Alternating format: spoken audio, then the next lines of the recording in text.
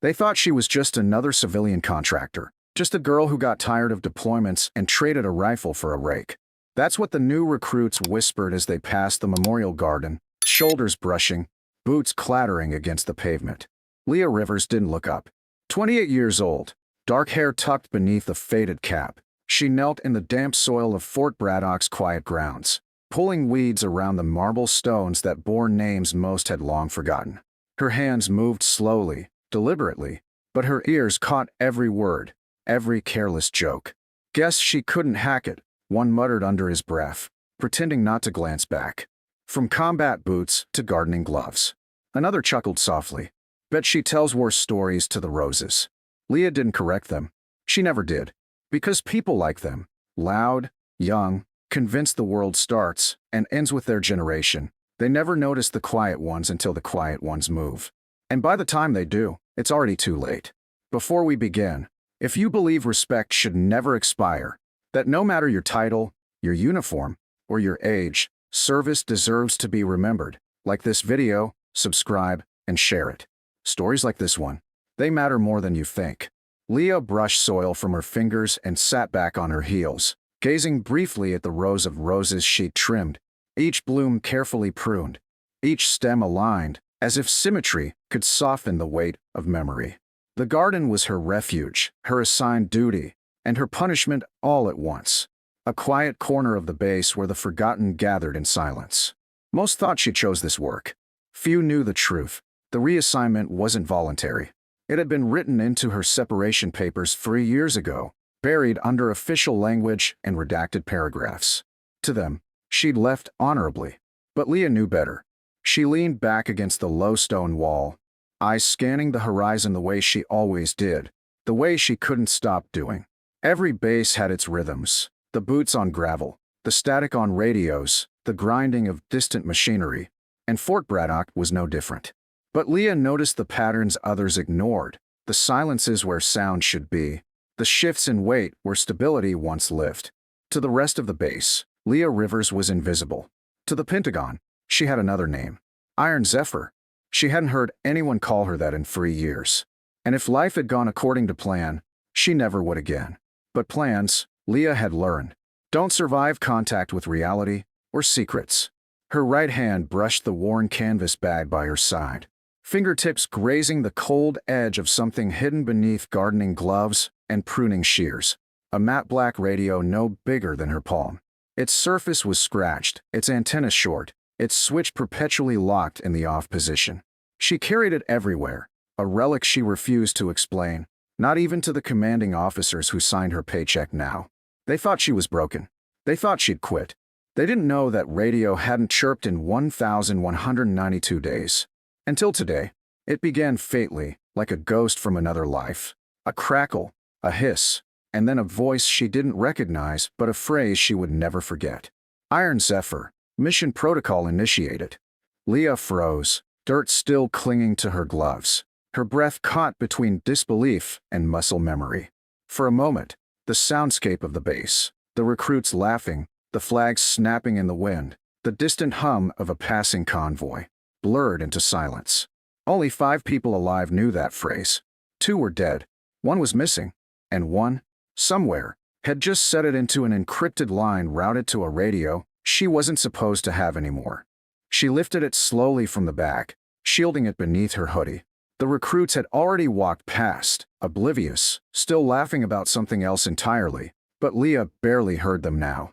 The screen pulsed faint blue, waiting. Her thumb hesitated over the authentication switch. Memories rushed back like a tide she'd spent years holding back. Blackouts in places the maps never labeled. Cold rain on rooftops that weren't supposed to exist. Boots sinking into mud, while static whispered kill zones no one would ever acknowledge. And over all of it, the sound of her own call sign, passed from satellites to classified towers, when lives hung in the balance. Iron Zephyr. She flicked the switch and pressed the transmitter to her lips. Her voice came out steady, deliberate, betraying none of the storms surging beneath her ribs. Zephyr online. Authenticate. Silence. Then a double click of encrypted acknowledgement. A coded phrase followed, one she hadn't heard since before she signed her discharge papers. Breached Protocol Delta 17. Package compromised. Reacquire asset. Window 0400. Leah shut her eyes briefly, grounding herself in the damp earth beneath her knees. Whoever was on the other end wasn't improvising. The sequence was real. That meant the situation was real. That meant the thing she'd spent 3 years trying to bury had just clawed its way back to the surface. From somewhere behind her, boots scuffed against gravel. "Hey!" A voice called. Sharp, mocking, too young to know better. Sergeant Miles, one of the security leads who seemed to think a pressed uniform gave him rank over anyone without one. "Garden duties back there, Rivers. East side's restricted. Unless the Roses got classified clearance while I wasn't looking." Leah didn't turn. Her thumb was still on the transmitter, now muted. Her eyes scanned the eastern fence line, where the air shimmered faintly against heat mirage, and she noticed it. The truck parked just beyond the security checkpoint, too close, angled wrong. Its hazard lights blinked lazily, a rhythm out of sync with every other sound on base. Her voice was calm when she finally answered him. "Restricted areas don't park themselves, Sergeant." Miles frowned, confused, but before he could answer, Leah had already slid the radio back into her back, wiping soil from her gloves as she stood. The roses forgotten, the weeds left half-pooled. Her body moved with quiet precision, a rhythm drilled into her long before Fort Braddock assigned her a spade and a rake. She took the long way back toward the memorial stones, every sense tuned to details others would never see. The faint static on a comms relay that should have been silent, the way 2 cameras shifted at slightly different intervals, the figure by the east tower whose walk didn't match a soldier's gait. She cataloged them all without drawing attention. Old habits die harder than people think. For 3 years, Leah Rivers had been a shadow pretending to be soil, a blade pretending to be dull, a ghost pretending she'd stopped haunting the living. But the dead don't stay quiet forever, and Fort Braddock was built on ghosts. Behind her, the recruits had stopped laughing. Maybe they sensed it too, the subtle shift in the air, the weight of something waiting just beyond sight. Maybe they didn't. Either way, the garden didn't matter anymore. Leah Rivers was no longer invisible. And somewhere, on a channel buried deeper than satellites in silence, someone had just reactivated a part of her life she thought she'd buried for good. Iron Zephyr had been called, and this time, there would be no going back. The world didn't change when the radio crackled, but Leah Rivers did. The garden around her was quiet, the memorial stones glinting softly under the early sun, but every detail now carried weight. The recruits' laughter faded into background noise. The breeze, the hum of distant trucks, the snapping of flags above the barracks. All of it slowed, sharpened, as if the base itself had drawn a breath it didn't want anyone to hear. Iron Zephyr was back online, and that meant danger had arrived. Leah sat back on her heels, feigning calm, pulling off her gloves as though taking a break. To anyone watching, she looked like a contractor resting after pruning roses. But her eyes weren't on the flowers anymore. They were fixed on the eastern fence line. The truck was wrong, too close to the perimeter, angle off by a degree that no trained driver would allow. Its hazard lights blinked in a pattern she recognized instantly. For long, too short, one pause. Morse code. Her thumb brushed the muted radio in her back, where encrypted static whispered faintly beneath the fabric. A voice she didn't know had already called her name. Not her real one, not the one the recruits used when they laughed behind her back, but the one she thought she'd buried forever. Iron Zephyr. Leah's pulse steadied, not spiked. Old training sliding back into place like a lock clicking shut. Her gaze shifted subtly toward the comms tower, 50 yards out. 2 figures in base-issued uniforms knelt by the relay panel, their posture too casual, their movements too controlled. Soldiers don't slouch like that. Soldiers don't keep their weight on their heels when crouching. Soldiers don't glance at cameras to count their sweeps. Her radio hissed once more. The faintest burst of scrambled code slipped through, almost lost to the ambient wind. Asset 05 inbound. Leah's stomach tightened. That wasn't Fort Braddock's network. That was an external comm bleeding into her private frequency, which meant whoever they weren't on the side of the flag flying above this base. She rose slowly, slinging the bag over her shoulder and brushing dirt from her knees, pretending to stretch her back as her eyes scanned the perimeter. "Control," she whispered under her breath, voice low enough to vanish beneath the garden's silence. Confirm East Quadrant visual feed integrity. A beat. Then a casual, almost bored reply. Control confirms, all East Quadrant feeds nominal. Leah's jaw tightened. No, they weren't. She'd already seen the camera blink out of sync, 6-second intervals, deliberate, surgical. That meant one of two things. Either Command's network was already compromised, or Command itself was. She kept her pace steady as she approached the gravel path, but she caught Sergeant Miles moving toward her, his arms crossed, his usual smirk locked in place. Rivers, he barked, restricted zones off limits. Back to the garden. Leah studied him briefly, her expression unreadable. Then ask yourself why your restricted zone has 4 men fixing a comm relay that hasn't been active since 2008. Miles faltered, caught mid-stride. What? She tilted her head toward the tower. Look closer. Tell me if you recognize them. For a moment, his confidence cracked. He turned, scanning the 2 men crouched by the relay. The pause in his breathing told Leah everything. He didn't. Follow me, she said simply, stepping past him. By the time they reached the East security booth, Leah's suspicions had hardened into certainty. Up close, she saw it clearly now. A thin uplink cable snaking from beneath the truck's undercarriage straight into the base of the tower panel. They weren't here to fix communications. They were hijacking them. Her muted radio vibrated softly in her hand. The same distorted voice returned, clipped and urgent this time. Iron Zephyr, breach confirmed. Reinforcements inbound. ETA 15 minutes. Secure package until extraction. Package. Leah knew instantly what they were after. Vault 7. East Quadrant. Contained within its steel walls was the Quantum Beacon, a prototype comms encryption module designed to secure joint military ops across 3 continents. If they took it, they'd own every encrypted U.S. network from here to the Pentagon. Leah slipped her gloves fully into her bag, exposing bare hands that hadn't touched a weapon in years but still remembered their work. From beneath the shears and folded tarp, she slid out the compact sidearm she swore she'd never use again. Matte black, suppressor threaded, its weight grounding her in a reality she didn't want but couldn't avoid. Do not call this in, she said quietly to Miles. His brow furrowed. Why the hell not? Because if they've got the cameras, she replied, her voice even. They've got command. That landed. Miles's throat bobbed as he swallowed, nodding once, silent now.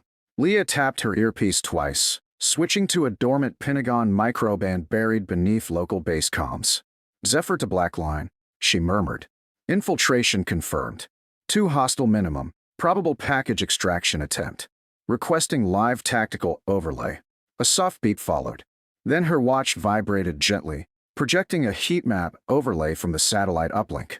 2 red dots, the disguised intruders, tracked steadily toward the vault's underground access panel. She had less than 5 minutes. The recruits were still by the garden wall, their laughter quieter now, replaced by subtle unease they didn't understand. The air felt different. Heavier. The kind of quiet you only get when something dangerous is moving close enough to breathe the same air. Leah's grip tightened around the sidearm, and the words left her lips like a steady promise more than a command. They're inside our walls. Miles stared at her, wide-eyed, and whispered back. What do we do? Leah glanced once at the tower, once at the truck, then down at the uplink feeding into the panel. Her voice stayed calm, her expression steady, but her eyes burned with a clarity she hadn't felt in 3 years. We wait, she said softly. We watch, and when they move on Vault 7, we move first. And as if answering her, the truck's hazard lights blinked twice in rapid succession, signaling silently into the tower's shadow. The breach wasn't coming. It had already begun. Leah Rivers, Iron Zephyr, stood alone at the edge of Fort Braddock's east perimeter, holding the weight of a war no one else on this base even knew had started.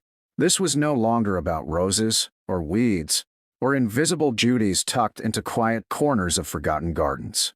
The ghosts she thought she'd buried weren't just awake. They were already inside. The first shot didn't sound like a shot. It was a muffled pop, barely louder than a shovel striking loose dirt. But Leah Rivers didn't need sound to know what it meant. She'd been waiting for it, counting the seconds in her head since the truck's hazard lights flashed twice. The breach had begun. 2 figures by the comms tower slid a small, palm-sized detonator into the uplink conduit, the LED flashing green, as the static spike hit Fort Braddock's internal network. Cameras in the east quadrant froze. Security feeds went blind. To everyone watching from command, nothing had changed. But on the ground, everything had. Leah crouched behind the low stone wall near the memorial roses, her radio pressed against her jaw. "Zephyr to black line," she whispered, voice steady, unshaken. Visual confirmed. "Hostiles active. 3 minimum, possibly 4. East quadrant network dark." The reply was immediate this time, clipped and sharp. "Understood. Hold position. Reinforcements inbound. ETA 5 minutes." 5 minutes. Leah scanned the layout in her head. Vault 7's underground hatch sat 40 yards beyond the tower, shielded by a reinforced lock, 1 biometric panel, and 2 passcode verifications. Under normal conditions, breaching it would take an entire technical team hours. But these weren't normal conditions. The intruders weren't hacking the lock. They were bypassing it completely.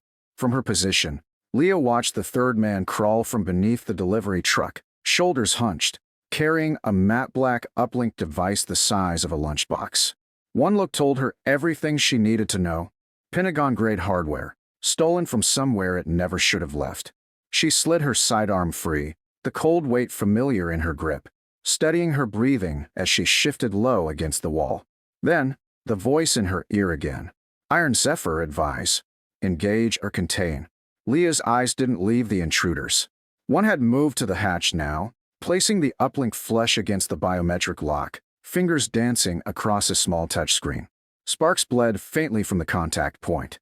"Engage," she murmured. Silence answered her, followed by 3 clicks. Authorization granted. She rose from cover in a single motion, silent and precise, moving across the gravel without a sound. Sergeant Miles shadowed her, one hand on his rifle, his face pale beneath the brim of his cap. "Are we really doing this?" he hissed.